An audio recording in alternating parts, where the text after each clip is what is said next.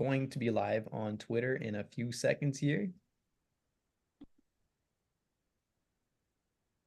Let's get live on IG as well. Looks like Twitter is bugging out as usual. But hey, what can you do? Sometimes it works, sometimes it doesn't. Software's crazy. But yeah, we're going to be live on Instagram now too.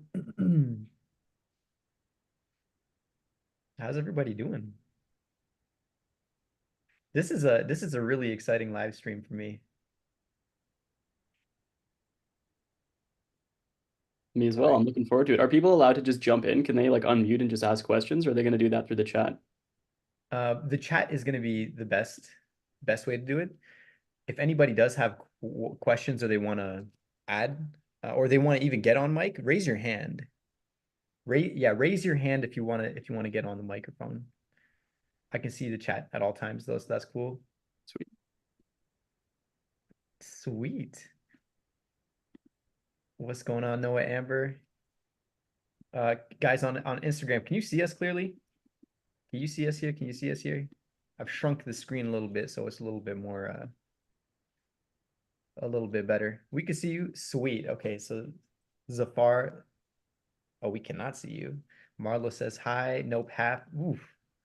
How can we make this more Instagram friendly? Unfortunately, with Instagram, it's all mobile based. So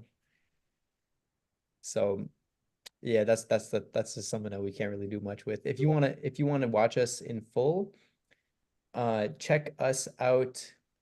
Check the stream out on Zoom or on YouTube. So if you go to the OSIS_world on YouTube, you can see the full thing. She's saying move right. Just move this a Everyone bit. hang out on this side of the screen. All right, well, all good. We'll move forward anyways. Let's dive in. Let's start this with a little bit of an introduction. My name is Jalal Ibrahimi. On And my oh, go ahead. My name's Justin Francisco. I'm the CMO at OSIS. You guys have seen me before, but I'm looking forward to being part of this first episode of OSIS U. Sweet, sweet. And so today, like I said earlier, is a really, really exciting episode for me.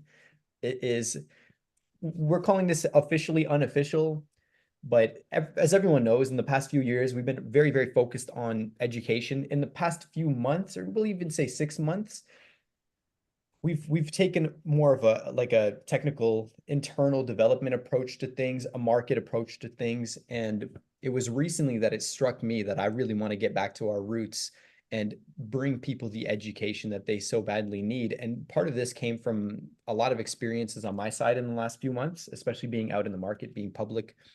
So many different kinds of scammers coming at me. On the flip side, on the positive side, so many different opportunities that have just appeared out of thin air that I just never knew about or heard about until like being in a position where I've been in Web3 for like 7 years now. It took me 7 years to find these things and experience these things that are amazing, but also like terrible.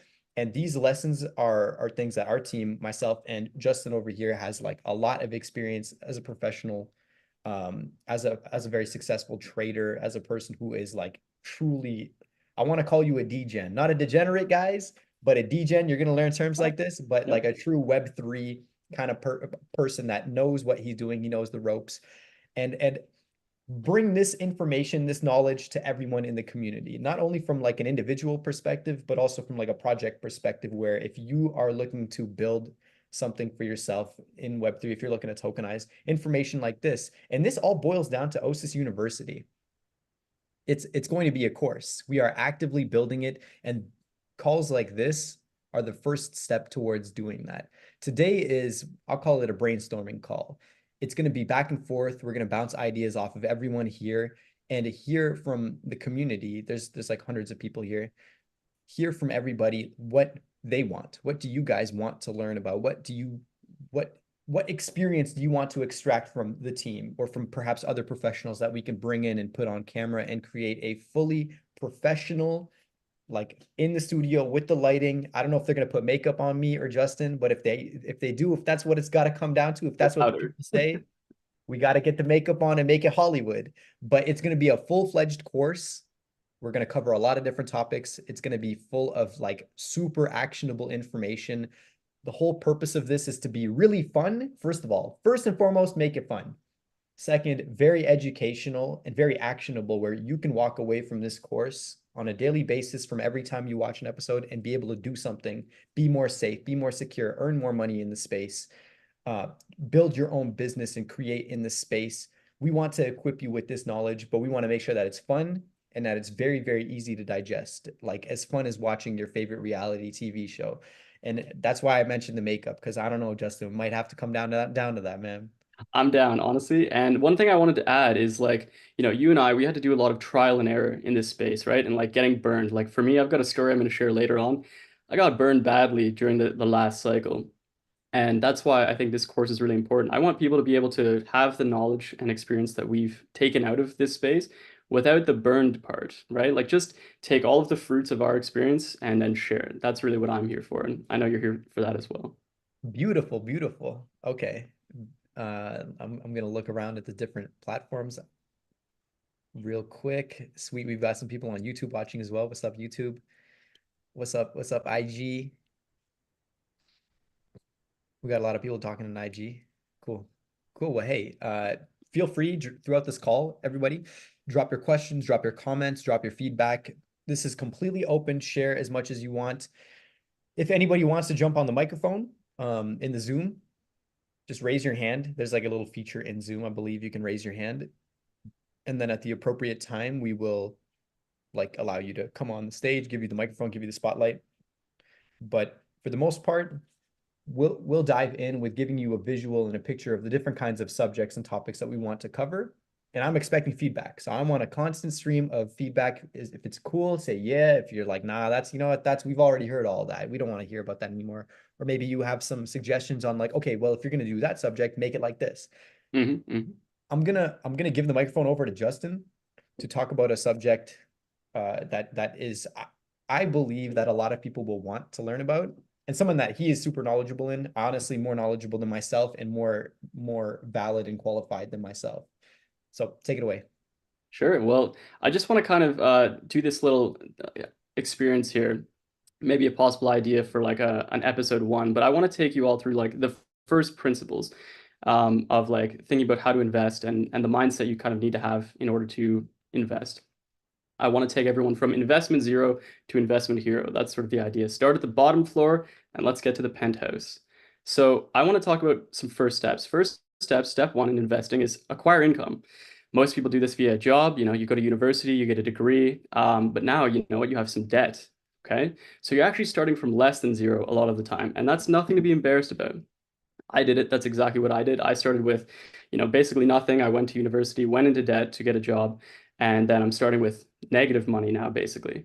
And kind of what I want to do here is dispel the myth that some people have. Some people think that you need to be born into wealth, but that's absolutely not true.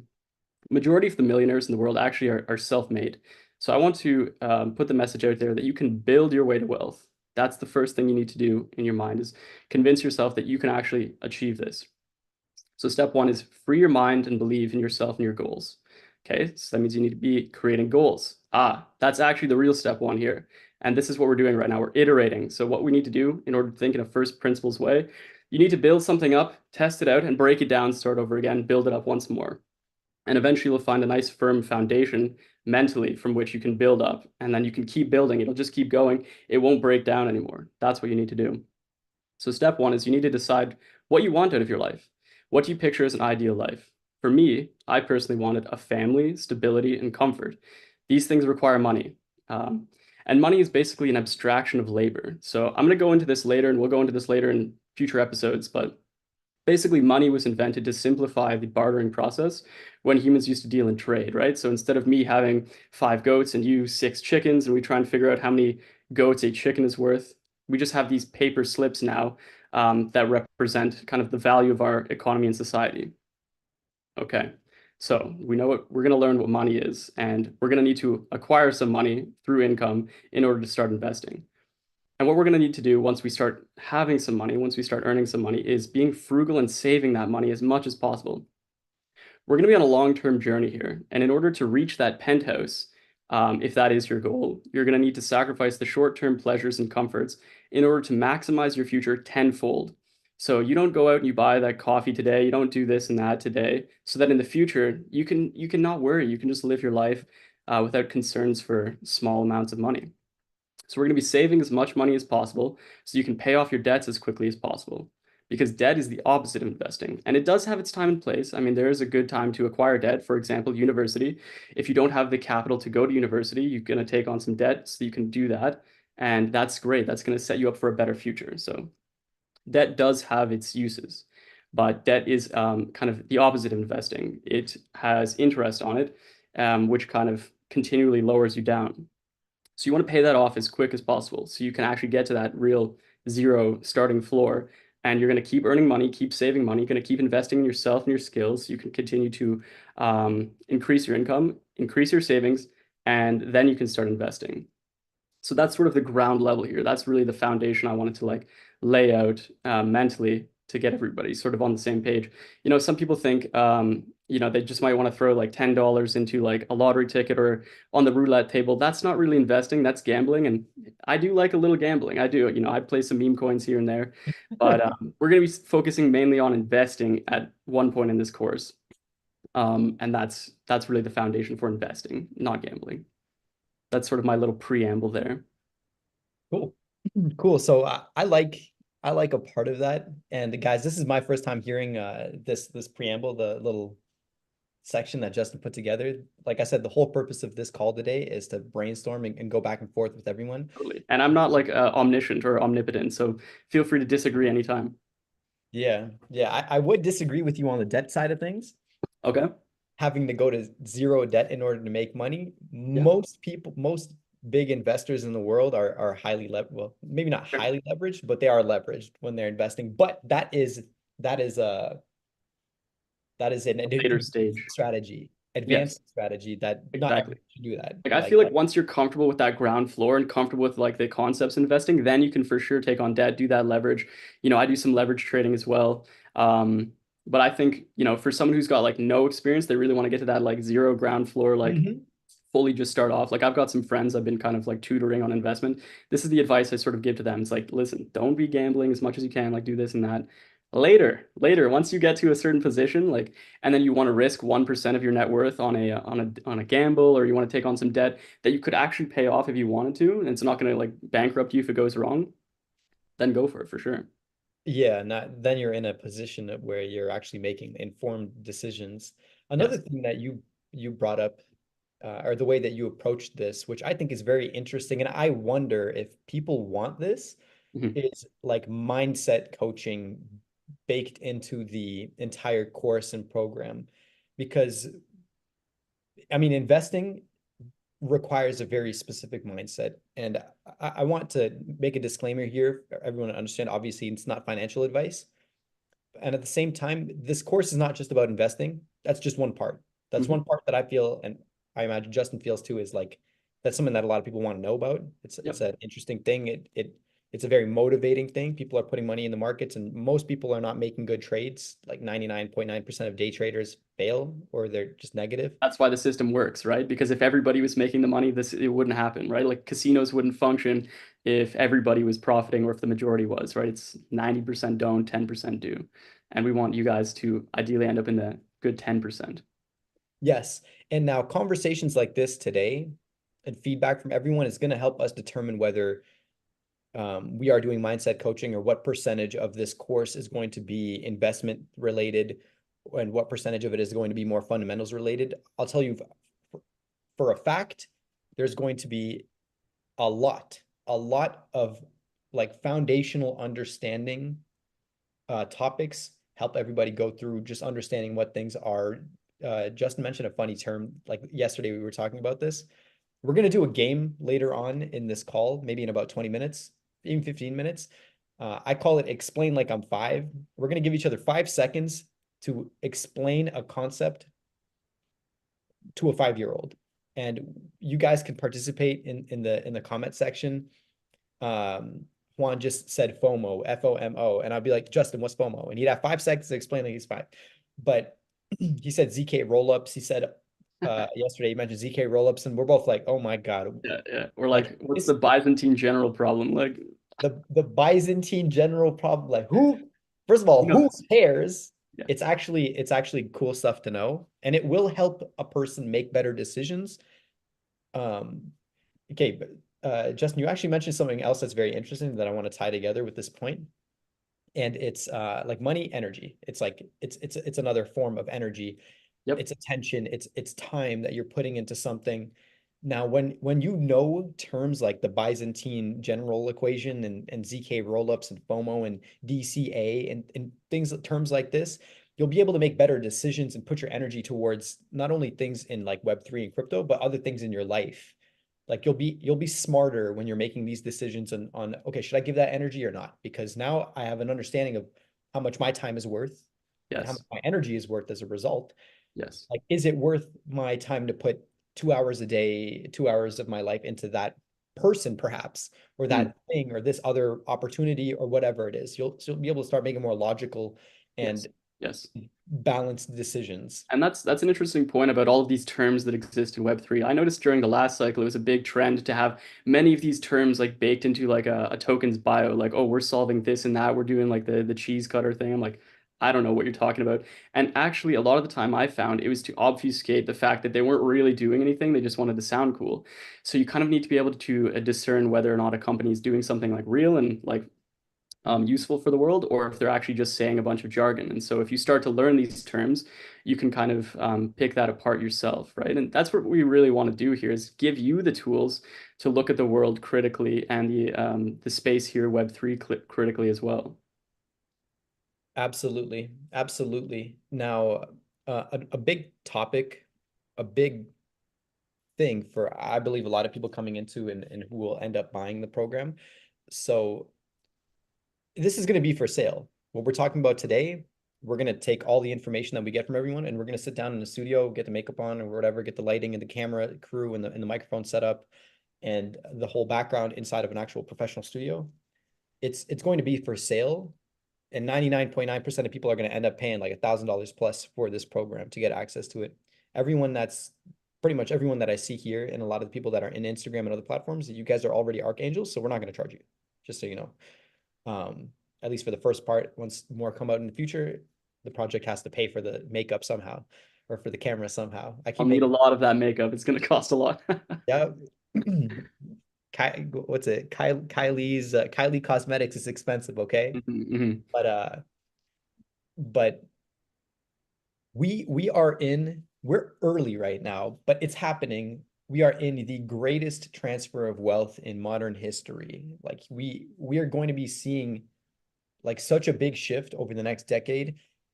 Everyone's seen that, or most people have seen that new Chat GPT video, the GPT zero or GPT O for I think it's like Omega or something like that. Um, everyone's seen just how crazy that has changed in the last 2 years, less than 2 years actually. OpenAI dropped Chat GPT in November 2022. It's been like a year and a half.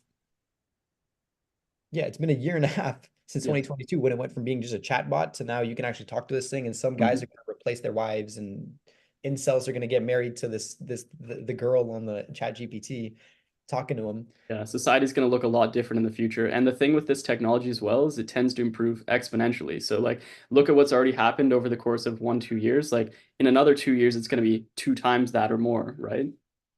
And so everything's changing, like you mentioned, that greatest transfer of wealth. Everything is sort of digitizing, right? Yes. Now the question is, how can everybody here make the most of this huge transfer of wealth? That is one of the biggest subjects that's going to be a recurring theme within this course. We're looking at it like, okay, there's going to be hundreds of trillions of dollars pouring through the world of Web3 specifically. Today, I guarantee you, all of y'all at best know 0.01% of how that's going to happen. Mhm, mhm. It's our job because we're a part of that movement and that shift and transfer of wealth in the tokenization world. It's our job to know as much of what's going to happen in this massive transfer of wealth because we're a part of it. We're a part of the infrastructure and the foundation of the technology. This is the same right here, right now. This is the same as talking to like Jeff Bezos. If Jeff Bezos had a platform and if he was like, hey guys, e-commerce is going to be a thing. People are not going to be going to the brick and mortar stores anymore to order everything. We're going to see a huge shift in people doing online shopping, and a lot of stores that are going to be only online. And we're going to see a death to not like 80% of brick and mortar, and it's going to be Yes. online. So if The this is the crazy same thing right here. The crazy thing is when he was talking about that, people didn't believe him, similar to how people now don't think crypto is going to be having any staying power, right? People always, they don't really expect that change to really come and last. Even when the internet first came out, there were people on the news saying like, what's this ad symbol? What is this? This is all nonsense. Nah, that's never going to happen. Technology continues to prove that it's going to continue to infiltrate our world, Oh, and we just have to adapt. absolutely. Like 100 billion%. Now, like 99.9% of people did not know that the internet would be what it is today. 99.9% of people did not know that what Jeff Bezos was onto when he made a store for books online, what that would become as e-commerce, which is like $100+ billion industry every single year. People did not know this. But I'm here telling y'all right now, that's the exact same thing that's happening with tokenization. We're so lucky and fortunate to be here right now when it's just starting. And it's already a $2.5 trillion industry at its very baby stage, but it's not going to look like this. What it Mhm. looks like right now, it will look nothing like what it looks like today. Okay. It's not going to look anything like this. The same way when people imagine Jeff Bezos and putting books, Amazon bookstore online, they just imagine that it would be, oh, I'd get a book mailed to me. They didn't imagine that, oh, it's going to be like, I'm going to get my bed set and my whole furniture of my house mailed to me along with a pet. I can order Yes. pets. I can order chicken eggs, live birth Yes. eggs And on then the innovations that came out as a result of that, right? Like look at Uber Eats. Like who would have thought I could just be calling up restaurants on my phone and they'd be dropping off food. I'd be getting my groceries scheduled delivered. Like I never thought that was going to be a thing, and here it is. And I love it. It's fantastic. So permutations is a great word. Mutations. It's we see the world as it is right now, the Web3 world, the crypto world. We just see Bitcoin, digital gold, magic internet money. We see Ethereum. They created the ability to make applications in the Web3 space, on the internet, basically. We're not even going to get fancy. Ethereum did that. We're still at the infrastructure stage. We're still at the point where like people are mixing like concrete right now. Like you don't know what the hell they're going to do with the concrete just yet. We're at the concrete stage. Yes. And the concrete's not dry yet. It's still wet. We're like sitting here mixing the pot, and everyone's getting hyped up over meme coins while they're waiting because no one wants to watch the pot get stirred. But while you watch the pot get stirred, it's the perfect time to come in as a person who wants to either be a part of it from an investment perspective or for a participation in perspective and be like, what exactly is being built here? Yes. And to Is touch on your point about the concrete being mixed, right? Some people might look at that and say like, oh, that's sort of boring. Look at these people with like dogs with hats on their head. Like that's kind of exciting. Well, yeah, what's happening is we're doing something for the long term here, right? These gambles, they go up and they go down pretty quickly. on It's like that tomorrow. tulip bubble, right? Like if anyone knows what happened, I forget when, I think it was like in the 80s, people got like super hyped about tulips. Everybody was buying tulips. They thought it was the next thing. The cost of tulips went to the moon and then very shortly went like to zero again. Like so that's the whole thing, the difference between gambling and investing here, right? And you want to focus more on the long-term thing. Absolutely. Now, it's a fact that there are going to be hundreds, thousands of like mega companies and projects and things that are going to come out of this space. Like tokenizing the real estate industry alone, which is inevitable. There's a 100% chance, like unless humanity gets struck by a meteor or we have a crazy natural disaster that annihilates everybody, there's a 100% chance that the real estate industry is going to be tokenized. I'm going to remove the word tokenized and I'm going to say digitized. You're going to be able to buy a house online. That's as simple as I'm going to put it. Put your hand up right now if you believe that in the future you're going to be able to buy a house online. Like you're going to be able to click a button and your money will transfer and you'll be able to buy a house. Just digitizing the interaction. Yeah, so everyone's like, okay, we're going to end up digitizing, making the process more digital. It's just the natural progression of life. Um, that's over $650 trillion alone. That's one industry. One single thing being tokenized, put on the blockchain. The blockchain is the only way things can go. the blockchain is the internet. It's not some fancy outer world thing.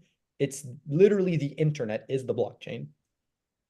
And digitization, the housing industry coming onto the blockchain alone, one thing, 600 plus trillion dollars will now be actively traded and liquid on the market, meaning that anybody can get involved. It's no longer landlocked. Like I can go and I can buy a house in Italy next to Tommaso here, and I Mhm. can buy a piece. I can buy a timeshare for like $2,000. I buy an NFT from that, Yeah. And that's and another a key word that you mentioned right there is liquidity, liquid. And I think that and the concept of like human freedom, freedom of movement, those are sort of the trends that are going forward with this digitization, right? Like that's why tokenization is happening and digitization is happening. You know, moving in the old physical world is very hard. Like yeah, I mean, oh, people had horses, that, you know, cars. Now it's like, what if you could just sit at home and you can do all of these things? You could buy a house in Italy, right? Like, and then also, therefore, like the borders between countries are going to start to be a little bit more fuzzy as well if you can do these things too. So it increases freedom of your kind of like mental movement around the whole world. exactly, exactly. So this is not even a blockchain revolution. It's not a tokenization revolution. All these words are new. This is just human evolution. This is like the natural path of humanity. And so the course, coming back to the course, is going to be educating people about that from like a universal perspective. I'm not trying to teach people about just necessarily magic internet money.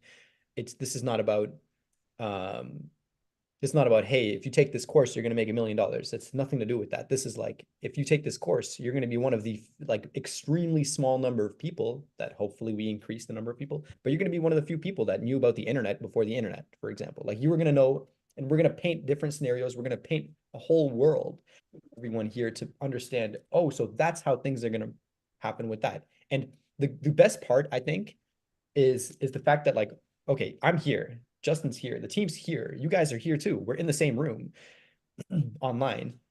We can answer questions. Like if for example, Monk is like, hey, how is the world going to look like when it comes to this specific industry? We're gonna sit down and we're gonna brainstorm that. I'm gonna speak to the professionals. I'm gonna literally reach out to people who are actively tokenizing and building the infrastructure for that. For example, corporate bonds, boring subject, lots of money, very profitable, boring subject. But it could be like, okay, well, if you want to look into corporate bonds or derivative like equities and these derivative investments, this is how it's going to look. And here's the information from like the top people who have actively tokenized like $1 billion worth of it quietly. They're in stealth mode.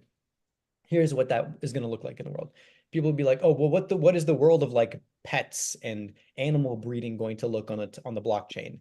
And we'll be like, okay, well, let's get that information for you. We're going to literally put that in the course so like people understand. And of course, we can't cover everything. I don't think many people are going to request okay, what does the future look like with AI and tokenization and pets and breeding animals and shit?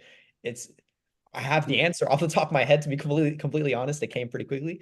But I don't think many people are gonna ask that. But I'm saying that the conversation is open. We're trying to build this course to help as many people as possible understand what the next phase of reality is.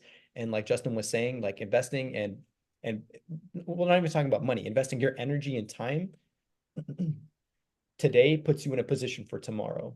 And putting Mhm. yourself in position today aligned with something that is a 500 plus trillion-dollar move in the market, you putting yourself in constructing a little canoe for yourself when that wave comes in is going to put you and your family and perhaps generations after generations in a really, really, really good position because you aligned with someone that you believe in and that you understand now more than anybody else, and you will be ahead of the trend. This is like the coolest thing. The wave is so massive, it's like a mega tsunami that like we can see it from like a really, really far away, and we've been seeing it come closer.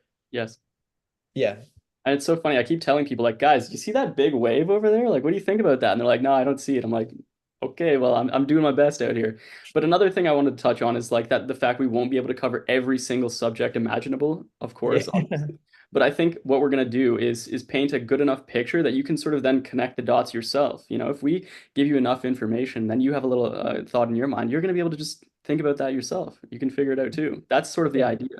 Give you the tools. Teach you to Absolutely. fish. Teach you to fish. We're not going to give you the fish. We're going to teach you to fish. Juan mentioned something. We're taking notes of all this stuff. Juan talked about discussing FOMO because everyone wants to get rich now instead of being patient and finding the right situation and using strategies like dollar cost averaging. Yes. Great, super good point. That is a fantastic point. That FOMO is like a, it's like a, it's like an acute condition. It's like a person having like a anxiety attack when it comes to investing in the market, and they're like, it's an impulsive behavior, and it's a Mhm. fear-based behavior, and like it's a fear of missing out, and Yes. that's great. As a marketer myself, I mean, FOMO is one of the tools that marketers sort of try to utilize to convince people to do things, right? Like you show someone a picture of them drinking your soda next to a Ferrari, next to like an attractive person. They're like, I gotta get that soda so I can get that life that I'm fearing I'm gonna miss out on. And so FOMO is kind of an interesting thing, right? Like you want to be aware of yourself. If you feel that FOMO, just take a step back to be like, whoa, wait a second here. Is this actually a good idea? Is this making sense? Or is someone just trying to sell me something and then I'm the kind of sucker here, right? Yeah, no, that's Sometimes though, FOMO is like a useful thing, right? Like if you're looking at this massive wave coming in, yeah, you should probably feel a little FOMO, guys. Like maybe do feel a little FOMO in that case because it's logical to do so. true. It is logical to do so. That's a good point. That's a really good point. There's pros and cons, but you got to be conscious. You've got to be informed when you're making the decision, like a conscious person. You're not just like scared all the time. Yeah, don't just be reacting, right? You got to sit down, think, pause for a second here, think about the information you're receiving, and then make your own decisions. Hey, I want to extend that and say speak to people, Mhm. speak to other people in the community. Sure. So, um, and this is an open question. I want to know what you're thinking too, Justin. I want to know what everyone else is thinking too. When this course goes live, okay, we're in the next month, by 1 month from now, mid-June, Justin and I are going to be in front of camera and other people in the team. We're going to be in front of camera, and we're going to put this together. And when we start advertising it, a lot, well, let's say 70 to 80% of the people who are going to come in and end up buying the course and joining the whole movement is going to be completely outside of the current OSIS community. It's going to be people who probably never had crypto in their life. Like they just heard about it because it's super trendy and everyone wants to be the next winner and everyone wants to get the next Bitcoin. And everyone saw Bitcoin at $10 or $100 and was like, damn, if only I got it in 2014. Mhm. These people are going to be coming in, and I'm thinking out loud now. Justin, do you think it would be smart to put them in the existing OSIS community, the Discord, and Comments? or do you think it would be better to make a dedicated group just for people who are learning this and studying this and like they paid for this? I think actually makes a lot of sense to just bring them into the main Discord. That way they can benefit from the knowledge that other people have already accrued, right? They can get in there and start asking questions. Our community members who have been around for a lot longer, they can share their opinion on things, their knowledge, and kind of create like a nice network effect there. If new people come in, they join our community and they have a positive experience, they're gonna invite more people in, and I think that's a great thing. That's a good point. What do you think, Juan? I see that you were typing there too. Because yeah, we have both options, and you make a really, really good, strong point there. Anybody that comes into the community and they meet someone like Tomaso or Hmm. Monk or Nils or Vanessa or Juan, Yeah, what would be the counterpoint? What would be the reason to have them in their own little space? the only reason I'm thinking about having or the option of having them in their own little space is it's kind of like exclusive members only, where like they pay to get access to a community. But then again, same thing on the OSA side. Like a lot of the people who are truly active, our archangels, are uh, like OSIS holders.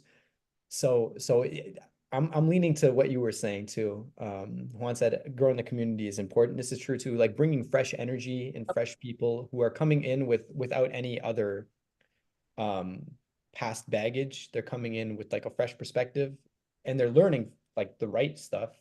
Yeah. They're being taught how to fish by us, Mhm. by the team. I think it's totally a good idea. It brings more interest to OSIS and the OSIS ecosystem. This is true too. I imagine a lot of these people are going to buy and get into OSIS because they understand what we're building Yeah. and what And we're doing. ultimately, I think what they're buying is the educational content of the course. And then after they join the community, they're going to see a lot more like people being interested. They're like, oh, this is fantastic. What a great community I'm part of. If we put them in their own little ecosystem, they're going to be like, like there's maybe only going to be a couple people joining in at the start there. And they're going to be like, is anyone here? Like, hello. So that's my particular thought. Maybe have them just kind of integrate entirely into the community, and they'll see there's already a lot of interest in the space. And I think that'll spark their own interest even further. Yeah. Yeah, that makes a lot of sense.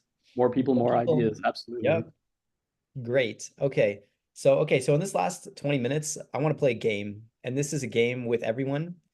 Um, and I was thinking like we do one at a time, like you ask me, I ask you, but I feel like we should just put Justin in the hot seat for a couple of questions. Do it, do We'll it. do 5 questions each. We'll do 5 questions each. So guys, this is here, we'll switch to me giving I'll give the introduction here. So part of the course, uh, we're gonna have Kahoots, trivia. We're gonna have trivia games and things like that.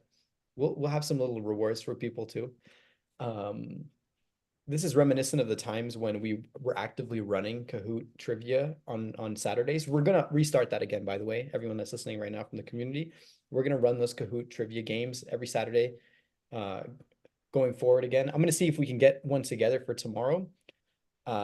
Maybe tomorrow's is going to be about OSIS University. It could be the subject, but essentially what I want to work into the course is a lot of like little fun activities, different types of segments. So it's not just some boring, hey guys talking about crypto or crypto bros and things like that. I Yeah, want to anything make we this can like, do to make things kind of like, continually moving and introduce more fun and stuff like that. I love it. I love it. yeah, yeah. And so one of our games, like I said earlier, is explain like I'm five. The challenge for Justin and I and everybody on the OSIS team creating this content is going to be being able to communicate and reach people who really don't know anything about anything. Like the goal is a 5-year-old doesn't know anything about anything, Yes. but Yes. Those people who they have can, not been in crypto at all, they think crypto's a scam. We want to get those people, get them on our team. yes, yes. So one of our first games that we thought of is kind of like a speed round of explain like I'm five. You got 5 seconds, 5 seconds. That's it. I'm gonna do the countdown to explain a concept. I couldn't even explain the game in 5 seconds. Yeah, it's You gonna be got hard. five I'm a seconds. sort of slow talker, but let's see if I can do it. Yeah, let's see. You got 5 seconds to explain the concept, and you got to explain it like the person listening is 5 years old. And we can go a little bit deeper after the 5 seconds, but Sure. that's a challenge. Like Justin or Jalal or anybody on the team, can you explain these things in a few seconds? So Yeah. I'm gonna hit you with the first one, Justin, and everyone in the chat, like yo, drop some stuff. It could be crazy or it could be very basic. Today is since we're free flowing and everyone listening right now is already like you guys already know Web3 to some degree. Um, we can go with a few more intense suggestions or concepts or words. Um, you already described FOMO. Great description. There's another term that Juan used. He said DCA. What is Dollar that? cost average. Okay, and what is that though? That's where you slowly add your money in over time. Three. Boom. But add money into what? Investments. I need practice. Investment. Need practice. Okay, hey, but that's good. That's a good start. Did everybody Dollar get cost that? average. You take your money over time over a fixed, let's say it's a week. Every week you throw in $100 into your investment of choice. Sweet. Okay, now to extend that, why? Why do people DCA? What is the purpose of this? The reason they do it is to reduce the amount of volatility they experience. Let's say let's say you have $1,000 to invest and you just throw it all in at a certain point and then the stock starts going down. You're going to feel panic over that and maybe you're going to sell. If you dollar cost average, you're going to be getting in at the various points over the chart, creating an average sort of buy-in, and you're not going to feel as stressed about it because you're just following your plan. You're not doing it emotionally. You're just saying, okay, this is my plan. Every week I'm just putting more money in, and you're going to zoom out over time and see, oh, it's going up actually. So fantastic plan is working. Yep, it's a long-term investment strategy and it works for people. Okay. Okay, what are crypto bros? 5. Crypto bros are people who are like into crypto. They're dudes, often associated with like, bro culture from Zero. like college campuses. I don't know. Okay, well, hey, That, that's that factual. work. Crypto bros are people who affiliate with crypto. I mean, And pretty much, right? Like it's a term I think that like sometimes I think the media uses crypto bros. Maybe it's sometimes derogatory to apply to like typically dudes in crypto because I don't know why there's like a negative connotation to being into crypto, but for some reason sometimes in the media there is. And so that's sort of where the term comes from. yeah, Juan said a bunch of charlatans. Am I 2 for 2 now? I think you're two for two, man. All right, okay. Juan also said wrecked, RAKT. Oh, Five. wrecked is when you absolutely get blown out on the stock. You have no money left. You're just absolutely wrecked. Your thing went to zero. There it is. That's an easy one. That's it. That's an easy one. Okay, I'm gonna start hitting you with some of my own, okay? Mhm. All right. In 5 seconds for a 5-year-old, what is a blockchain? Blockchain is like a ledger of transactions that's packaged into blocks using cryptography, and that's what makes it secure, is that it's backed up by math. Hey, Matt, is your baby a genius? Is that how you talk to your baby? Cryptography, yeah, fair enough, fair enough. Um, a blockchain is a series of transactions that is packaged in together in Bitcoin. It's done in like 10-minute chunks. I can't explain this in 5 seconds. It's done in 10-minute chunks in Bitcoin, and it is backed by math, encryption. So maybe you're a 5-year-old, you don't know what that is, but it's backed by math, very smart people. Um, and it links together in a way that is immutable, right? Like you can't say, oh, well, actually, this transaction's wrong. It's backed up by math. It's all verified. It's all done. All right, Blockchain cannot explain in 5 seconds. I I'm want gonna to give see you if an someone L on can do that that, one. I'll send you some OSIS. If you can explain blockchain in 5 seconds, I will send you some. I'm gonna give you an L on that one. That's 2 for 3. I got I'll one try for you it at the too. end. No, no, I know you got me on the back end. I I'll try got it. you So one. I blockchain. mentioned it earlier. I don't know if you have ever looked into this one, but what's the zero knowledge proof? For me? Yeah. So zero knowledge proof. 5. You're doing something and it's hidden from the person. Okay, when someone is doing a service for you, but it's hidden what the thing is. Damn. No, Oh you're on man, the right track though. 5 seconds is not possible for this one. it's tough, bro. Okay. Zero You gotta knowledge use like proofs. 5 words. Zero knowledge proofs is like giving the mailman a letter to send for you, but they don't know what's inside, but you know that the letter was delivered, but the mailman doesn't know what's inside. And There, also, he doesn't even know where it's addressed to. Isn't that the case as well? I feel like he also isn't aware. Huh? this is true too. Yeah, it's like weird. I was once watching a talk on zero knowledge proofs, and it was like so weird. I was like, how is this possible that you would send, basically, to use your example, someone a piece of mail, the mailman doesn't know who it's for, and yet it still arrives at its location? Like, I have no idea. So great. That's something that we got to touch up on. People out there. Alien and Juan are just laughing. Yo, Good. just giving off Clark Kent vibes. Hey, don't get him to take his glasses off, man. It get dangerous Oh, now. Hide your glasses wife. stay on. Glasses stay on. Hide your wife. Hide your sister. I'm married. No worries. I'm married. Maybe sit down and think a few minutes about how to describe. Okay. How to Okay. describe which?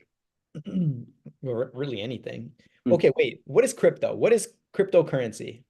Yeah, I mean, cryptocurrency is the reason the term came about is because of Bitcoin, right? It was the first crypto, and it's a cryptocurrency because of the blockchain that it operates on, which is a cryptographically backed system, and that's what secures it. It's the math of cryptography.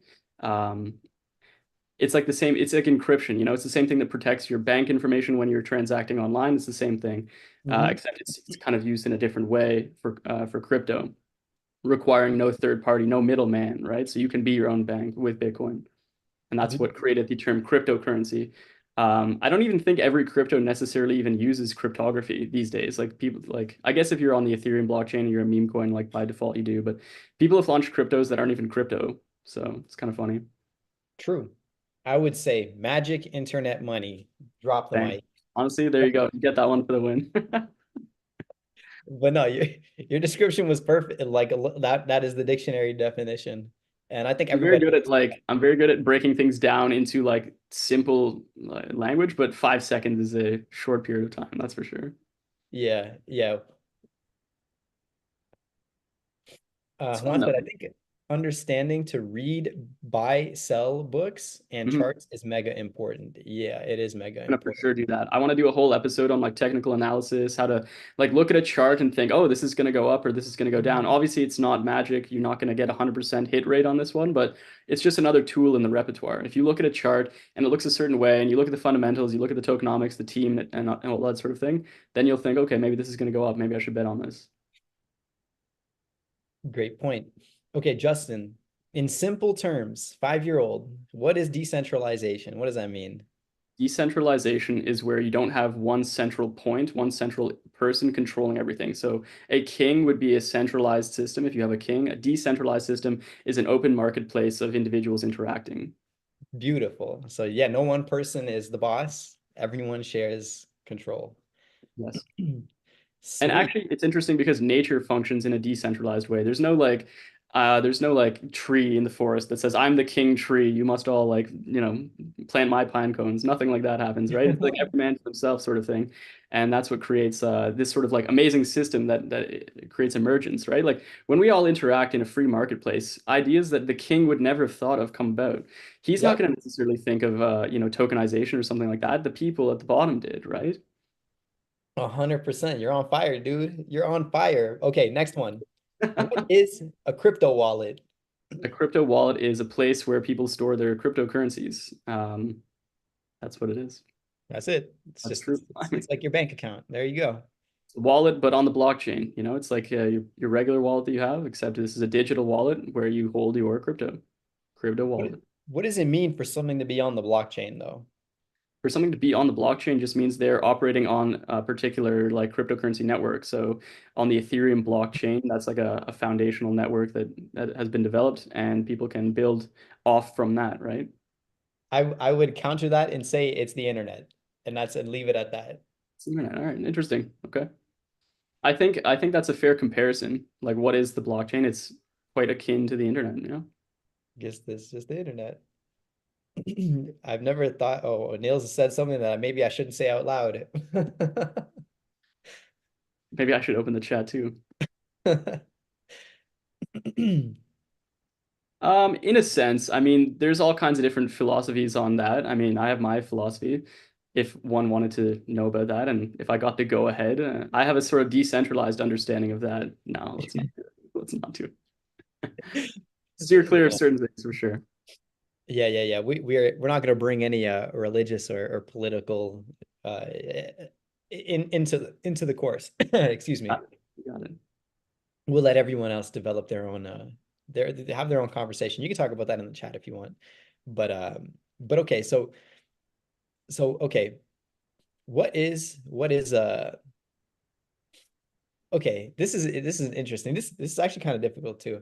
Mhm. Let's build up blockchain. So you already said what blockchain is. Yep. What is a block? Yeah, so a block is a small component part of a blockchain. A block is where the list of transactions for that particular moment in time are stored. Beautiful. It's like a page in a book. If the Yep. blockchain is like a big digital book that holds the whole record, I mean, I heard well, someone explain the blockchain like this before. I mean, it's like people think it's like this magical thing, and it is, but it's essentially like an Excel file that's very secure if you think about it that way. I mean, all of the transactions are recorded across all of time for the Bitcoin network. You could do the same thing just recording transactions in Excel. The only difference here is someone else could go into that Excel file and change it. There's the company that runs the Excel software. They could go in and change it. Bitcoin came out with the invention that allows that not to happen. So you could have that secure list of transactions that no one can alter. so there's the magic. How many people here even knew that? The blockchain is just a big long spreadsheet. That's literally all it is. When you send money from one person to the next, Just a line on the list. That's all it is. yep, it's just the little cell that is your name and your balance. It just reduces your cell by whatever $100, and then it goes to the other guy, the other wallet address, and it increases them $100. That's the only thing that's happening. It's a spreadsheet, and it's the spreadsheet is changing numbers. But the same thing is happening in the bank. Like Yep, the bank same is thing. using a ledger. It's the same concept. The Digital. difference with the bank is that the bank can go in and they could zero out my account right now and I couldn't do anything about it. They could close my account, they could zero it out. They could add a couple zeros if they want to. And if the bank is listening, I mean, feel They free. never they never will. No, they never will. But that's the difference, right? The bank is the middleman there. They're the managers of that like security system. With Bitcoin, there's no human being involved in that system. It's just math, and that's the thing that I like the most about it. Beautiful, beautiful. Okay, so we've already established the blockchain is like a big book, a big spreadsheet that keeps track of stuff. A block is just like a page in that book that holds some information. Now, what is the chain part of blockchain? Fantastic. So the chain part is what happens when the block is done, the 10 minutes have passed, referring to Bitcoin. It gets packaged up into like a hash, right? And it's a bit hard to explain, but like it works with cryptography. So that is packaged up and sent over to the next block, right? At the very top. And then the transactions are recorded. And what that does is it attaches the blocks to each other in a way that no one else can come in and say, oh, actually, this page is over here. It's contradicting with other pages. Well, that's not the case because the chain doesn't connect that way properly. The longest chain, the most proof of work is what Bitcoin accepts as the valid series of transactions. Nothing else can come in and say, no, I'm actually a valid page. No, you're not. You're not part of the chain. So You're not part of the chain. The chain links all of it and validates the truth. Beautiful. And that was really good too, man. You're actually killing this, dude. improv. Okay, okay. What are some interesting terms? And you know what? I'm gonna take you off the hot seat. Yeah, JT's killing it, man. JTK's killing Thank you, it. guys. Thank you. My So pleasure. yeah, I'm gonna put myself on the hot seat now. You want me to pull up some? I'm gonna let you pull up some. Let's see how I can do it. I'm gonna still try to do it in 5 seconds or less for a 5-year-old. Fortunately, nobody here is 5, so even though we might mess up, people will be able Okay. to understand. This is one that came up earlier, but I don't know if we really dived into it deeply enough. But what's a degen in the sense of crypto? Degen is what you call people who trade cryptocurrencies. Fair, fair. I think also sort of a concept with degen is people who do it sort of like in a gambly sense. Like they're just like throwing money around like, oh, $1,000 in Pepe and this and that. Degenerate. Mm-hmm. But yeah, degen is basically like your crypto bro that they know their stuff Ah, technically. I've got a good one for you, okay? What are private keys? Private keys. Okay, private key is your password for your wallet. That's it. That's perfect. That's absolutely right. Yeah, Uh, okay, even better. For a 5-year-old, private key is like your key that opens your special place, that mhm. holds your money, that opens your treasure chest, that nobody else can have that key. It has to be private. If someone else has that key, well, now they can access your treasure chest. Fair enough. And this is something that I take for granted all the time, but I wonder if people do know these terms. What is a bull/bear market? Bull/bear market. Bull means market that is growing upwards. Bear market means market that is going downwards. Absolutely. That's 100% right. Let's see. What else can we find here? What else can we think about? Open the special treasure chest, monk. It's the special treasure chest. What is gas? Gas. Great question. Okay. When you do something on the internet, it costs. Okay. When you ask someone to do something for you, you pay them. Gas is the amount that you pay for them to do that for you. So Yeah. Yeah, with dude, you're blockchain, great at this too, man. You got this. You got this on lock. yeah, I got to put it into blockchain context. That's the difficult part because like if you tell it to a 5-year-old, they don't know anything. But Yeah, like gas goes in a car. Well, no, in a Web3 sense, though. okay, that is a way more clear thing. Like you need to go somewhere, you put gas in the car. And that's the same thing with a transaction on the blockchain. Good point. Okay, I got a good one. People, this is like maybe a little bit more deep. What is the hash rate in reference to Bitcoin? The hash rate is directly connected to the transaction rate. Okay, hash rate is, oh my God, if you were counting down from 5, we're way past 5. Okay, in a few words, did you say with Bitcoin or blockchain in general? Bitcoin, Bitcoin. Okay, so from what I understand, hash rate is, stop, Google it. Hey man, that's a lot of pressure, man. Come on, Monk.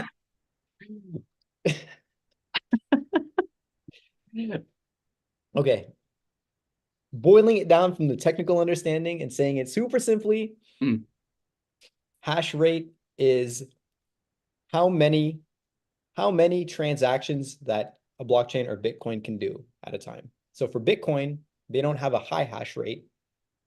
Yes, it's not a high hash rate. Bitcoin can't do a lot of things at once. Bitcoin has to do just a few things at once. So Bitcoin has a low hash rate. If you look at Visa and MasterCard, it has a really high hash rate or a transactions per second rate. That's what I understand. mm. But y'all Those got to things correct are for me. sure related. Absolutely. You got any more? You got any more for me? Does anyone else in the chat have any? Someone said, what is a DEX? What is a DEX? A decentralized exchange. So it's an exchange that runs by code. I believe this is the case anyway. It doesn't require like a centralized like person to kind of like set it up or a centralized team to kind of manage it. Am I right there? Yes, that is true. Good, What keep else your we hands got? up What else so we we can see them. I'm searching it up in the background. got? Yeah, No, that was it's a tough one, honestly. Like that's super deep, right? Like who like barely probably anybody knows what that one is for sure. How about public keys? We talked about private keys. What are the public keys? okay. So private key is your special key that no one should have access to open your treasure chest and get access to it. Public key is something that everyone can see where do they have to send their money or send things Mhm. for it to end up in your treasure chest, basically. The public key is different from the private key because the public one doesn't have access to it. They just know that if I send something to this address or this place, this public key, it's going to end up in Jalal's special treasure chest. Absolutely. Yes. Okay, I got one last one for you. This one's sort of a fun one. What does the term when Lambo mean? When Lambo is when a crypto bro is asking when you're going to get them rich enough or you get rich enough to get a Lambo. Absolutely. And Bravo. when moon is also another one. WENMOON. Hmm. When moon is like Monk asking when does OSIS get to $100 a coin? It's the Absolutely. same When question. Lambo. When moon, when Lambo, when OSIS $100? Same Mhm. question. And we got Nils asking, what's an NFT domain? This one I would struggle with a little bit, but I'm going to take a crack at it just to see. So an NFT domain, it's kind of different. On the internet, you have domains, right, where you have your websites hosted. An NFT domain is a crypto version of that, where you can convert your wallet address into a like human readable piece of text, and then you can have your cryptocurrency sent that way. Like for example, if I could get an NFT domain Justin .x or something, then I can send my crypto to that address instead of that long string of characters. Yes. So it's like changing your public key to your username. Yep, fantastic. This When was fun. I like this. This is a good time. Yeah, this is cool. Someone asked a super technical question about what is a Merkle tree. You want to jump? You want to jump on that? I have no You're like, idea. what? Genuinely, I don't know what that is at all. I'm not. I can't pretend. That's interesting. So I'm reading about it. I've heard the term. So okay, imagine you have a big tree, but instead of leaves, it has data blocks, like blocks on a blockchain, pages in a book. Each block has a special code like a secret message hash. These blocks are grouped together in pairs. Each pair makes another secret message. This keeps happening until you get to the top of the tree with one final secret message. Hmm. Tree is called a Merkle tree, and it helps keep all data safe and easy to check in a blockchain. Now, whoever asked that question, I will guarantee you right now that we will not. I refuse to cover that in this course, okay? I'm sorry, but Can't do it. the Merkle tree Smart. is out. Nobody wants to know about the Merkle tree. I'm sorry.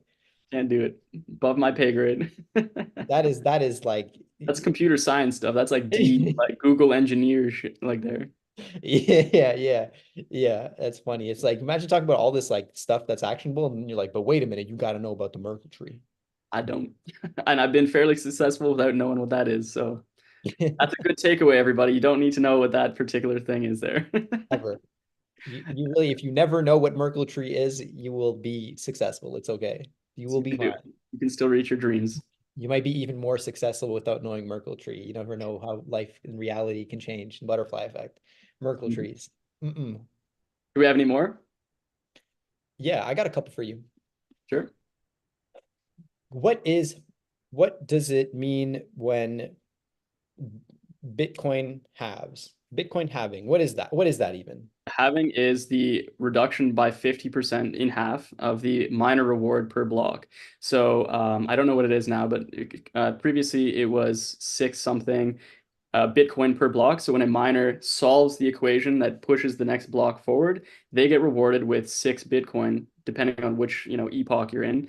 An epoch refers to the 4-year cycle, whichever 4-year cycle you're in, and every 4 years that gets cut in half. So that's what the halving is when the miner reward for solving a block is cut in half. Okay, what is miner? So a miner is a person who runs a Bitcoin node on their computer or Bitcoin software on their computer. And what they're doing is they're supplying their computing power to the Bitcoin network to help solve these cryptography problems, which are what Bitcoin blockchain. And it basically random guessing, like they guessing numbers all the time. A random one will hit it, will solve that block, and that'll push the next on to be filled with more transactions. What happens? That particular miner gets rewarded with X amount of Bitcoin. I think now it's probably like either 6 or 3 or something like that. Great. Great. That's pretty clear to me. But yeah, that's intense stuff. That's intense stuff. Like for a person to imagine it, Hmm. imagine. Oh, Neil said I'm 5 years old. I don't understand that. Okay, Niels, I'm gonna try to convert what Justin said. So imagine um whenever there's a Bitcoin transaction happening, imagine there's like 20 guys in an arena and they all have blindfolds on. and and these guys are like they all got like a gun and they're all like shooting and they're trying to hit like I don't know. Okay. All of them have a blindfold on and there's a needle in a haystack. Just 20 guys and they're like brawling it out to find this needle in the haystack. And the first one that can find the needle gets the prize. But they're all blindfolded. And it's like you want to put a strong guy in the ring for you. You know what I mean? Like if you're in a business of finding needles in haystacks, you want to put the right representative. So that's what people do. The different nodes or the different people participating in But it. Yeah. It's just well said. one And big another brawl. point about the miners is it's not always individuals. It started off that way, but now people are like, they have warehouses full of these mining things, and they're like, there's people who have computers that are linked to this massive network, and then the mining block reward gets distributed amongst all those people. It's way more complicated these days. Yep. Needle in a haystack, people getting paid. 5-year-old me would have just turned on cartoons right about now. But hey, that's the real challenge. Today's a practice run. We're gonna get this eventually and make it like real interesting, I promise. Make it even more exciting. Oh yeah. I mean, I think we've all had a lot of fun. I think it was a good time. Yeah, yeah. We'll do a couple more questions, then wrap it up. Mhm. What's the difference between on-chain and off-chain transactions? What does that mean, Justin? Yeah, so on-chain happens on a valid blockchain, right? So I'm sending, let's say, Ethereum to from my wallet to another wallet. That happens on-chain. Off-chain is anything else. I mean, really, like if I give you cash, that's technically an off-chain transaction. Yeah, perfect. If it's crypto, it's on-chain. If it's not, it's off-chain. Yeah, easy. Difference between a token and a coin. I'm not exactly super familiar with that one, to be honest. Sometimes people use the two interchangeably all the time. The difference between a coin and a token. Maybe a coin is something that is like the foundation of a network, and a token exists on top of that Correct. network. Yeah. Correct. That Figured is it out in real time. Look at that that. is correct. That is absolutely correct. So for those there okay, in all real true purposes, all they're the same. People just use the word interchangeably, so it doesn't really matter. Um, but yeah, like a token versus a cryptocurrency is technically, but who cares about this? What Justin said, where one is like the coin for a network and another one is like just Yeah, a like I coin. guess like ETH would count as a coin, and like something built on the Ethereum blockchain would be a token on that blockchain. Yeah, so Matic is a coin, Mm. cryptocurrency, and OSIS built on the Matic network is a token. Hot wallet. What is a hot wallet? Hot wallet is a wallet that's connected to the internet, right? Cold wallet is one that's really like taken off the internet, locked in a vault somewhere.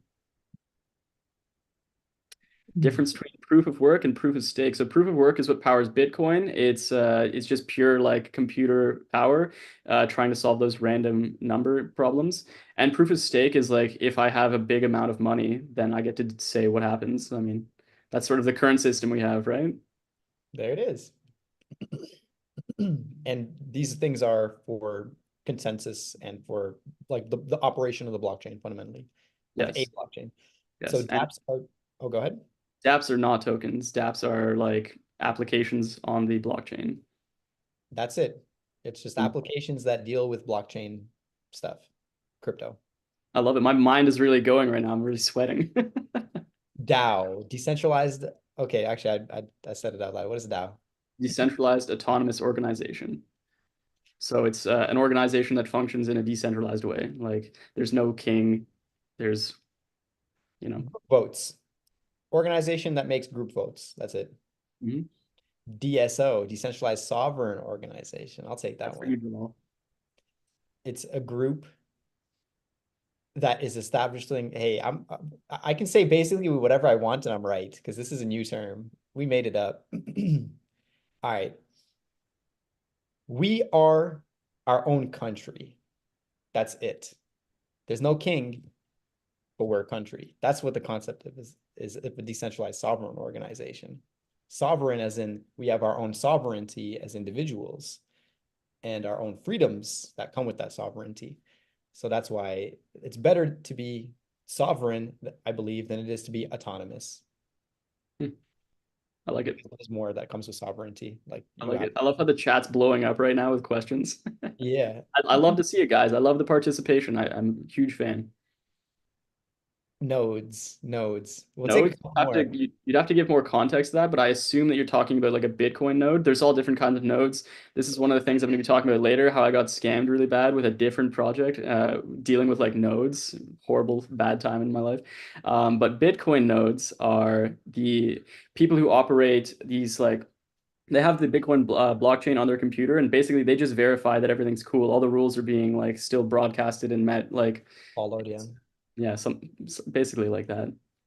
So nodes are people who participate in making the network work, like things on the internet. Yes. Yeah, They people. verify that the rules are still the same rules that we've been following. Yeah, there you go. There we go. If you take a country, every country has cities, and every city has like a city hall office, and the people in city hall office, they do their job. And every city has a city hall office. Each of these are nodes. Yes, exactly. Yep. How does machine learning affect Web3? Yo, this is like people going in speed round right now. Huge question.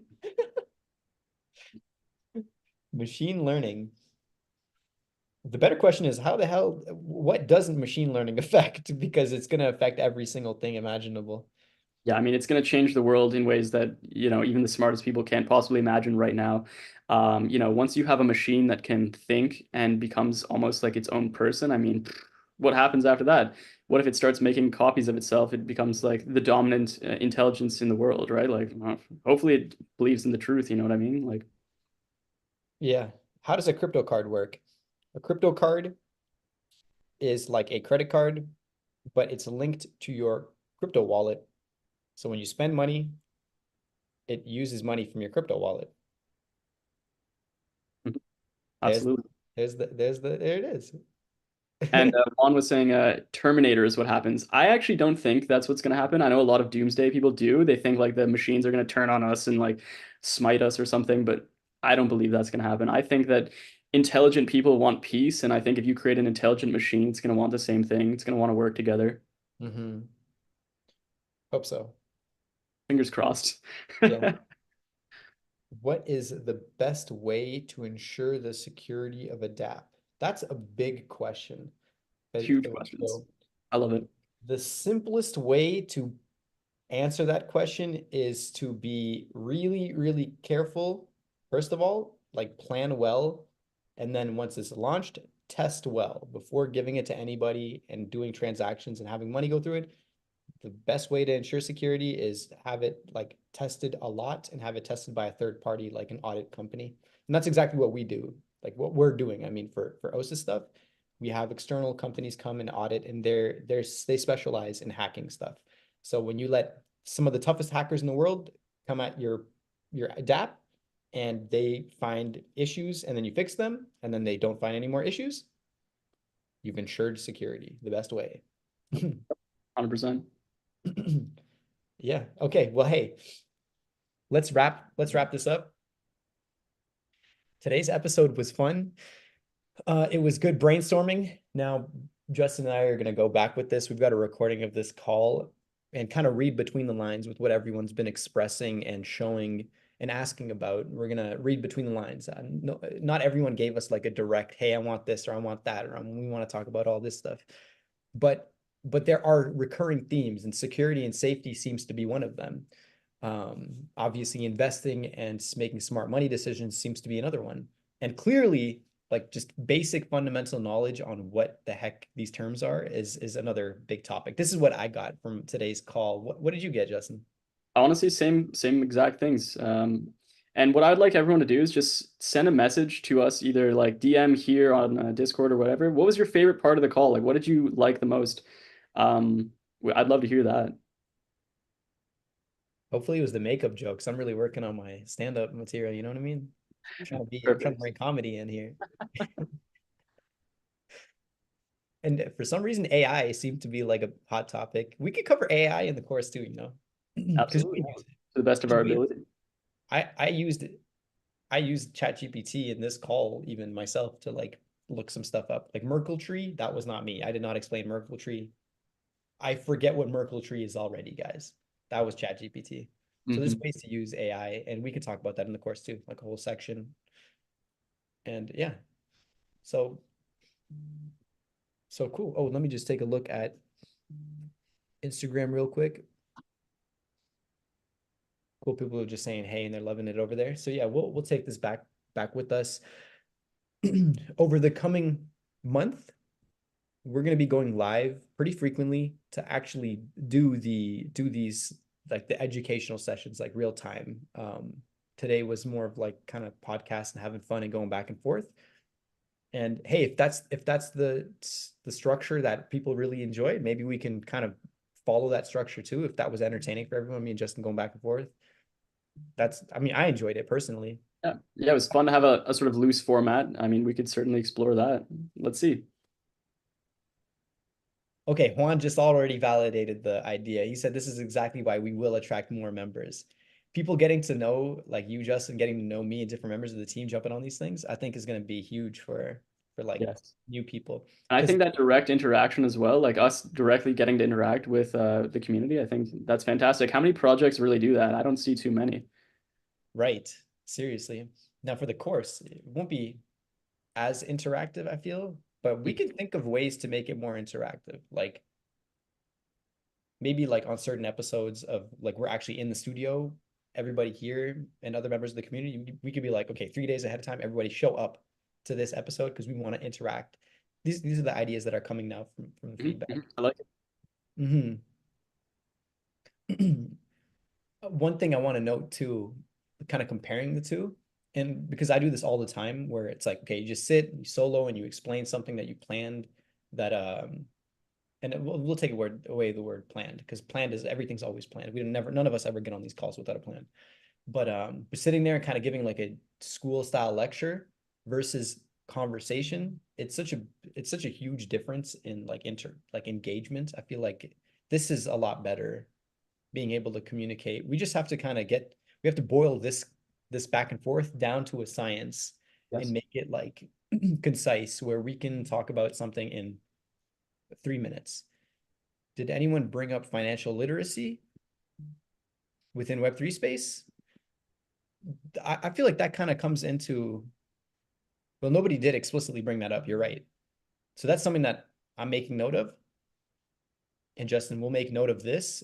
And we'll build that into like the more financial side of things because that's what you've already started to kind of structure. Yep, that's what I sort of opened up with is sort of like developing a strong foundation for how to start investing and start thinking about putting your money to work for you. Sweet. This gives me a lot of cool ideas actually for what the room could look like. Because I was initially thinking of like, okay, I don't know how many people have seen Iman Ghazi, like the standard course thing. Iman Ghazi. Yeah, there we go. Like this format right here. I'm gonna share my screen for the first time today. I was initially thinking like this type of format where a guy's just sitting in front of the thing and it's all cool and beautiful and it's just a solo like okay Justin sit there and tell everyone what's good or like me just sit there. But after this call, and let me know what everyone thinks in the audience, I'm thinking of making it more like we're in like lounge chairs and it's like a podcast where you're sitting across the room from each other and the cameras, and we have multiple cameras where like, okay, we have the main camera that shows all of us. And then we have like the specific one that's like, okay, this is close up on Justin's face, close up on my face. Maybe we could bring in like a third co-host. Hmm. Yeah, that's Already exactly what I was validated. picturing. Like, a carpeted floor, like nice, like leather chairs, perhaps a whiskey. I don't know. We could get the whiskey in there, man. We could put like a nice classy glass crystal pool. It's a great idea. Okay, so okay, I'm definitely I'm with that idea. That feels way more natural to me too. Yes. What's this London Real? It can be, but better. We want to create something that sells, obviously, but also educates, but is also fun and it's also easy. Yes. It'll be conversational, and the challenge is to make it to boil the conversation down into Mhm. like being also like Keep it guided. yeah, exactly guided. It is guess is better the podcast idea. It could be like a podcast. I feel like the podcast format is powerful, but we still have to take this podcast and condense it down into small clips. Like for example, you said financial literacy. Okay, one section terminology, a 1 minute clip of Justin explaining, okay, this is what notes are, or this is what like dollar cost averaging is. Boom, it's 1 minute clip cut there. It's in the thing, and a person can kind of go through each of these different things, do a quiz or a test at the end of each segment, and then they're on to the next subject. Where maybe the next subject is like crypto scams, where we could tell horror stories of all the crypto scams that we've been into. Hmm. Kind of like chilling together barbershop style. Hey, I think this is it. I think people will be ready to pay money for this. Yes. Yeah. We I should think have it seems 5-year-old. more like, I don't know, it's more enjoyable than that one with the guy whose face is just in the camera. Like, Yeah. you should have a 5-year-old with you reading questions. Does anyone Yo, have a 5-year-old here? I have a 10-month-old. I don't know. yeah, okay, it's gonna take a little while for your baby to get in the spotlight. So we can literally find somebody who, and this is weird to say, I could borrow one. We could maybe someone on the team or someone in the studio is like, yeah, I got a kid and I could bring him to work with me today, and we'll be like, all right, just make sure it's a cute kid. We don't want any funny looking kids. I don't want any schmeagle looking kids. Change the course to target 10-year-olds. No, we'll get like a cute little kid and bring them on set, and then they'll be like an adorable little puppy, and everyone will be like, "Damn, I love this show because they got a cute little kid on the show." On the flip side, I also want to bring on some of the episodes like experts, uh, maybe other projects in the future. In the future, like long term, this first release is going to be not the only one. We're gonna have multiple courses for different things. Maybe we'll have like a dedicated trading course, like a dedicated make money in the space course. This is more of like the introduction to the whole space. Like if a person watches this intro, they're going to be well equipped to actually get in there and have conversations and understand what people are talking about and how to move safely. That's like the important part. This can be fun. Yeah. And then we would do more dedicated courses. And I was thinking of this too, and this is more of a podcast style. I was talking to Justin about it. Simply put, boys teaching girls crypto. Do you guys think that's gonna sell? Like if we just had like a cast of beautiful, intelligent and intellectual women on set with us, and they're the ones asking questions. I feel like that shit would sell like crazy on Yeah, YouTube. and I Like, think it makes sense as well, right? Because they're going to be coming from maybe a particular background financially, and like they're going to be opening up the floor to questions that everybody's going to have. So I think it's a fantastic idea. yeah, and there's just something about like, and this is a point we can make all the time. I know I said it like in a joking way before, like, okay, you get beautiful girls on camera, haha. I'm like, no, crypto is like 95+% just chads and bros and crypto bros and dudes. It's like it's just a pure testosterone, completely imbalanced world. There are hardly any women in the space. There's not a single woman in this call right now, I believe. It's a sausage fest. Juan said it's a sausage is real.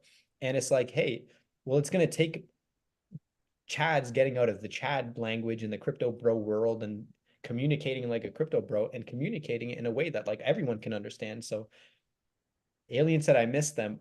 All the guys miss having girls around. It's just too imbalanced everywhere you go. Guys, if you've ever been to a crypto conference, it smells like sweat. Oh, there's no avoiding it, man. It just smells like sweat. We need some perfume Terrible. in this world. So that'll be one of Ladies our a voice. Give the ladies a voice for sure. exactly. That'll be one of our moves. We're gonna bring we can bring special guests on, like actual women doing great things in crypto, but also just like everyday ladies. We need more perfume, less musk to like sit down on a conversation like across the table and be like, hey, this is what this is. And they'll ask questions that are questions that we would never think of asking. That's a fact. They will Absolutely. ask questions and bring perspective and like different kinds of logic that like, oh shit, I never even thought of it like that. I never even, Absolutely. yeah, Great idea. I love it. yeah. So okay, we've got all these things. I want to try to make at least one segment or like one part or episode of like the current thing, that idea, because we need to test it out somehow, right? Like having girls on the show. Sure. We'll have one with girls. We'll have literally like a 5-year-old for the explain like I'm five. For example, at the end of an entire section, like, okay, if we're talking about financial stuff, that's going to be a challenge after going through all of this financial stuff with the terminology and then have a 5-year-old be like, hey, what is short selling? What is short selling? Or what is Who like, told you to ask that? No, who told you? yeah, yeah. But yeah. So that's it, Great. everybody. I want to wrap up the call. Thank you everyone for the feedback. We're gonna be on more frequently. Um, and and yeah, we're gonna be on. We're gonna be going through different things. Your feedback is gonna be super important during this process, like over the next month. Justin and I are gonna be on live like a lot of times, like probably like 15 to 20 to 30 even. Well, I don't think every single day, but at least like 15 times. We're gonna be on for 15 times. It's gonna be like we're not gonna go on for an hour and a half. Maybe it could be less than an hour, but it's gonna be very frequent, and we're gonna be looking for feedback for everything and use that to like clean up and get really concise with the concept for when we actually sit down in the studio because we there's no time to waste. We're on the clock. Um, we want to make it like the best possible thing. So like these live streams are going to be part of that, where we're going to practice through here, get feedback, teach, um, and really get the right content for the actual course. It's going to be like 100 times better with the actual course and the production than it will be on these live streams because we're brainstorming, we're practicing here. But you're going to learn a lot here over the next month, and you're going to learn like a whole lot from the actual course. So thanks everybody for your time. Any closing thoughts, Justin? I mean, honestly, I think you covered it. I'm super excited. I think this was a fantastic time. I love the interaction with the community. Got nothing to add. That was fantastic. Sweet. All right, ladies and gentlemen. Well, really, just gentlemen. I wish I could say ladies. Have a great weekend. I'll see you soon. Have a Probably good weekend, everyone.